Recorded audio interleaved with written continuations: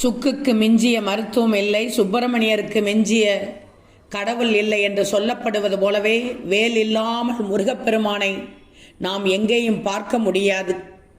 சூரபத்மனை வதம் செய்வதற்காகவே முருகனின் தாயான பார்வதி தேவி அவருக்கு வேலை ஆயுதமாக வழங்கினார்.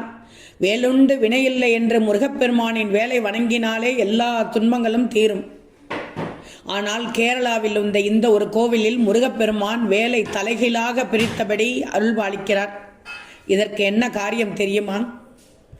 முருகப்பெருமான் தாரகாசுரனை வதம் செய்த பிறகு சேனாதிபதியாக உக்கிரமான வேலை தலைகீழாக பிடித்தபடி இன்று கோலத்தில் அருள்பாலிக்கிறார். கோட்டயம் மாவட்டத்தில் சங்கனாச்சேரி என்ற ஊரில் வித்தியாசமான முருகன் கோவில்.